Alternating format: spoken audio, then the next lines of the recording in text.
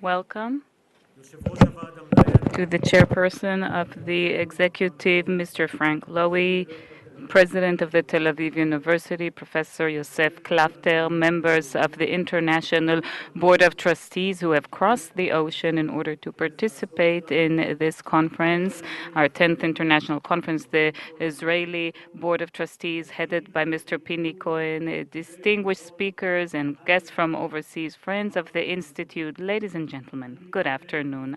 I am honored to open this afternoon with the sky so blue in the middle of the winter, the 10th conference of the INSS. The Institute is also celebrating the 40th anniversary of the establishment of the Yafes Center, which was our predecessor by Major General in Reserves, Arale Yariv. Ladies and gentlemen, when we finish with the greetings, perhaps even during the greetings, the President of the State of Israel, His Excellency Mr. Reuven Rivlin, will come here. He has made every possible effort to come here after he underwent a medical procedure this weekend, and we truly appreciate how adamant he is in his efforts to respect all of us and to give his address in our conference. As he walks in, we will all honor him by standing up. At the beginning of 2017, the world is a very different world than the world we've known just a decade ago when the INSS was established from a superpower world in which it seemed that the liberal democratic approach was the leading approach, a developing and stable world, an optimistic world that was characterized by clarity and stability and a high level of certainty. We have switched into a world with several centers, not just one superpower, without one ideology. Instead of the end of history, we've received a populism that raises its heads both on the left and on the right, traditional leadership that has been weakening and finds it difficult to function. The elites are under an attack, cyber attacks that are intended to affect the outcomes of elections. Facebook has more citizens than the biggest countries in the world, and through the Twitter, people can command the world.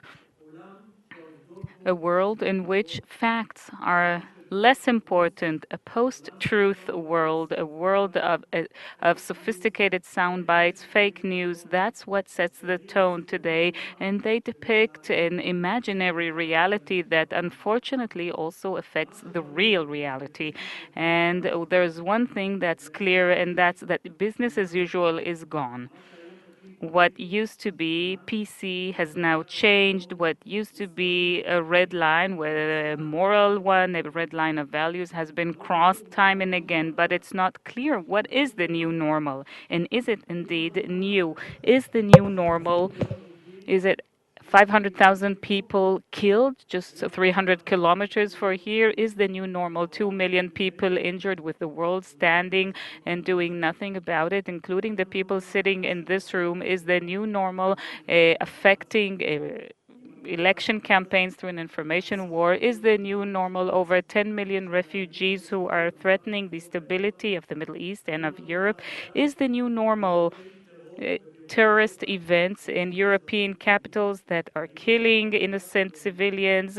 Is the new normal nationalism, demagogy, admiration of power, and bringing up promises that there is no chance of ever coming through and delivering on them? All these reminds us sounds from the past, from darker times that weren't so distant, just 70 or 80 years ago, that were fateful both for the world and for the Jewish people. So the challenge which we all face in leadership, in the academia, in the research institutes, and the think tanks is to identify the contemporary context, to understand what used to be the truth and still is the truth, and what requires certain adaptations. It's not all or nothing. It's not either the past or the future. Many old values are still valid today, just as they were in the past.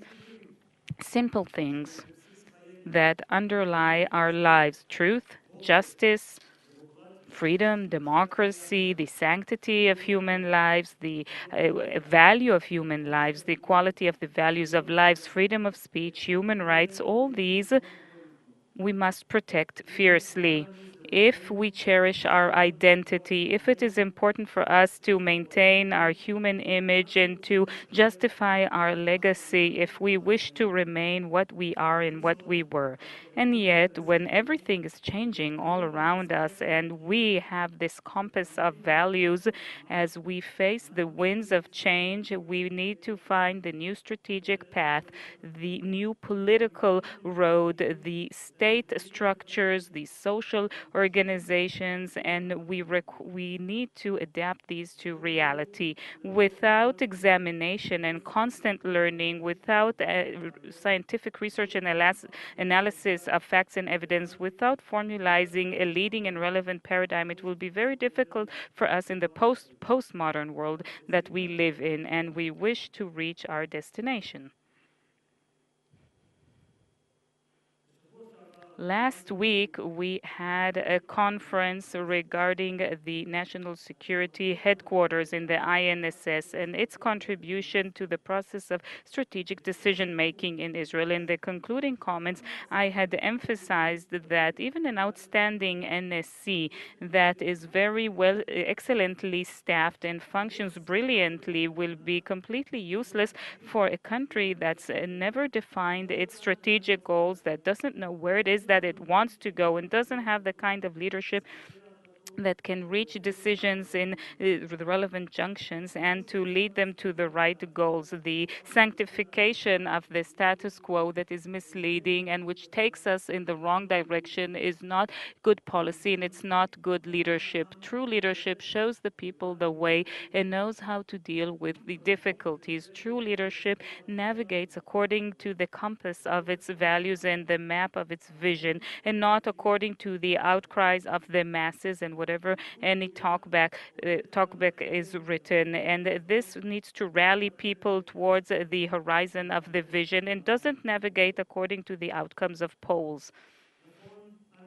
It is true that we live in a very extreme area, a hostile region without any room for the weak. The radicalism of clergymen who are trying to connect to nuclear weapons, Assad Khamenei and Nasrallah are committing mass murder in Syria, and ISIS still is in control of certain areas in Iraq, spreading its terrorism to Turkey and even to Jerusalem. But throughout the global and regional chaos, the state of Israel continues to flourish and succeed, and it must formulate an up-to-date strategy of national security, a strategy that will lead it to wherever it wants to go.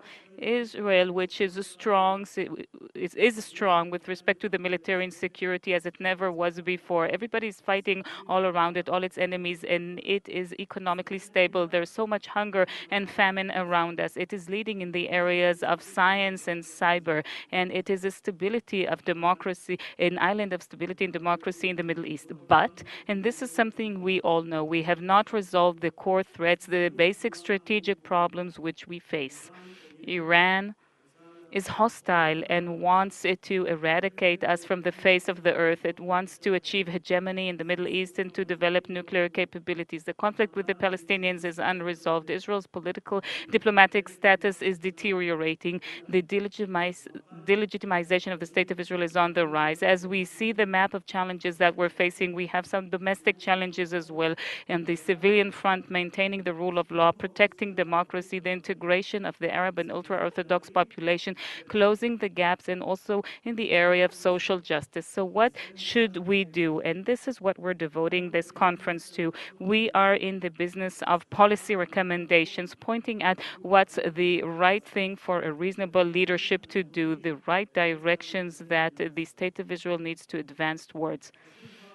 It is important to say already in this point in time, we are facing a window of opportunities, a triangle or a triple such a window, a significant decrease in the significant threats over Israel in recent years, a more friendly administration in the U.S., which is attentive to Israel's concerns, and an Arab Sunni pragmatic environment that its leaders see the main issues in the Middle East eye to eye with us. And we are going to discuss all these topics in our 10th conference. And very unique timing in which they are recalculating their path in the U.S. And as they do so in the U.S., the entire world is geared to update the national strategies of each and every country, all the way from Beijing to Berlin, from Jerusalem to Moscow, from Tehran to Cairo.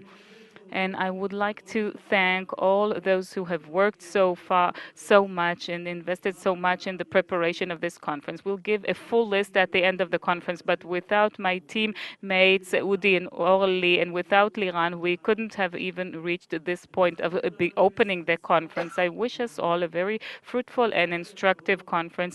And now I have the honor to invite the representative of our senior partner, the Tel Aviv University, where this institute was established and which it is affiliated to, the president of the Tel Aviv University, Professor Yosef Klafter. Please, the floor, the podium is yours.